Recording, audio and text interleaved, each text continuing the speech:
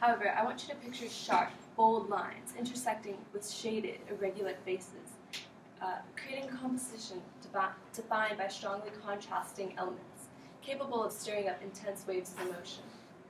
This was the aim of the Vortices, a little-known group of London-based artists in the early 1900s. Worshippers of mechanization, these rebels set out to establish their own movement as a reaction to Victorian values and traditions. As someone who appreciates historical art movements, I was inspired by their bold attempt to define the non-existent London art scene. Today, I'll introduce you to the often overlooked movement known as Vorticism through its origins, notable pieces of art, and cultural impact. Every group of misfits has its leader, and in this case, Percy Wardham Lewis was it. The highly argumentative Lewis was struck with the idea to establish London as a center for art in 1914, according to Tate.org, drawing inspiration from contemporaries such as F.T. Marinetti and Pablo Picasso.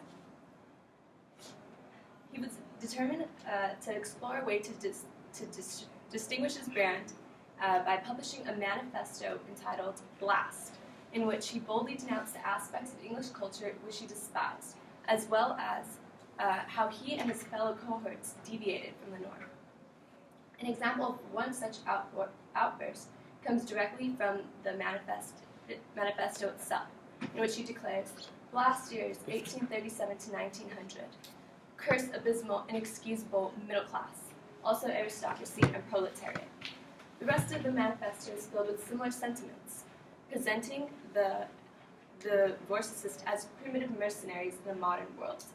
According to Carolyn Tillman of the South Central Modern Language Association, Lewis also launched the Rebel Art Center in conjunction with his manifesto as a place where he and his contemporaries could discuss their ideas. Of course, a leader is nothing without the group of supporters he or she has. The 11 members, here we only have pictured 5, were integral to the early success of the movement, in addition to contributions from outside artists. Ezra Pound, as you can see, he's the second person, was an American poet and the only member who wasn't an artist, and he's credited with coining the term Vorticism, which comes from his selection of the symbol of the vortex, which represents the source from which, through which, and in which ideas are constantly rushing, as pointed out by Mark Hudson of the Telegraph. Another notable member was Edward Wadsworth, who's the third person. And he was one of the few among the small group to achieve artistic success from the movement, according to Edward Cheney, as he was contracted by the military to help oversee the painting of dazzle ships, which were used in the war effort. French sculptor Gaudier Brezka, excuse me if I'm pronouncing that wrong, the fifth one, also stood out as one of the leading members of the group, who created sculptures that evoked the primitive style in which they wished to convey. His life was tragically cut short, however, when he served in the war effort during World War I and died in the trenches. One highly unique aspect of this ragtag group was their recognition of women artists and inclusion of women artists such as Jessica Dismore and Helen Sanders. The Vorticists were one of the first artistic movements to include women, according to Christopher Townsend, a professor at the University of London. Furthermore, they expressed their support and admiration for the women's suffrage movement in their manifesto. Jacob Epstein, who's the fourth person, is another member who is considered to have made an impact on this movement, although he wasn't found on the list of the original 11 members. The sculptor was inspired by themes of mechanization, often combining elements of half man and half human within his works. Also serving in the war, Epstein returned back home, disillusioned, and vowed never again to believe in this mechanization thing, having seen firsthand the damage that it had caused. The members, although specializing in various mediums of art and even literature with Pound, were unified in one constant, the belief that machinery was the greatest earth medium, as quoted in the manifesto, a theme that they carried into their individual works.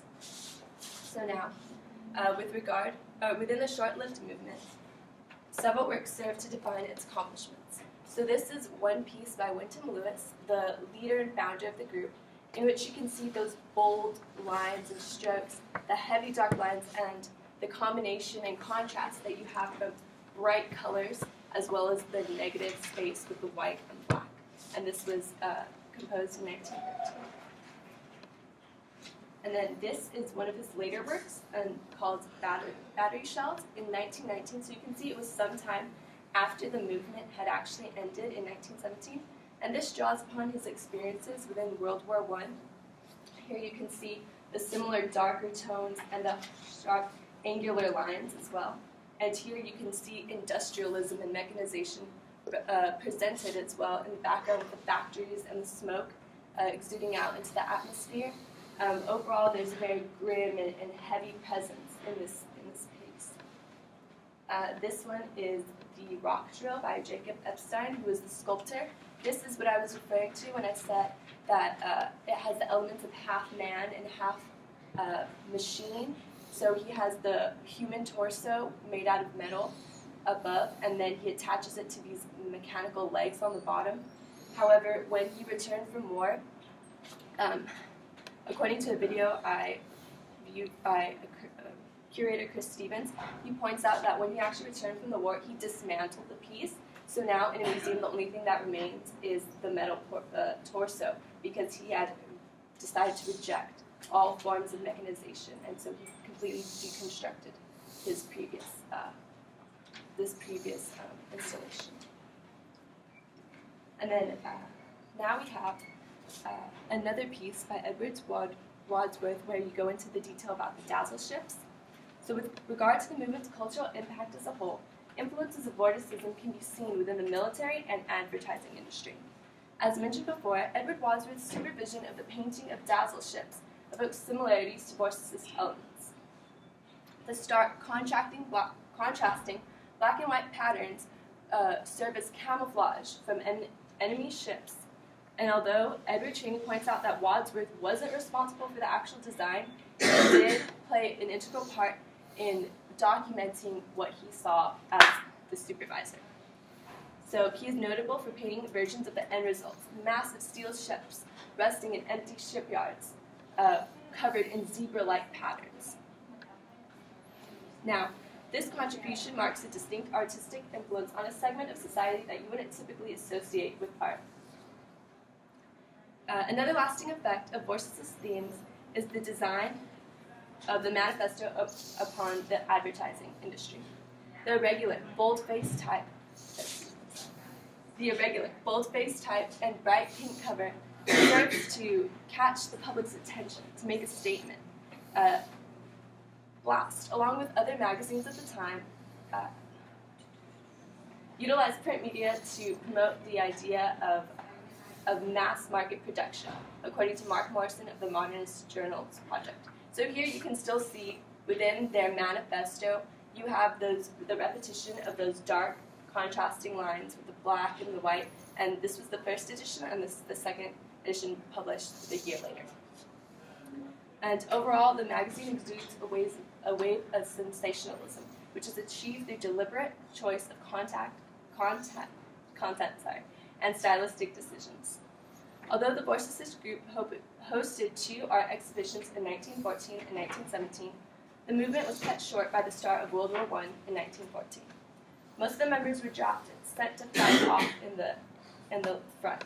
And following their time in the war, most vorticists recognized the error of their ways. To believe in a theme of mechanization was foolish, having seen the damage that it caused, the damage and the death that it caused.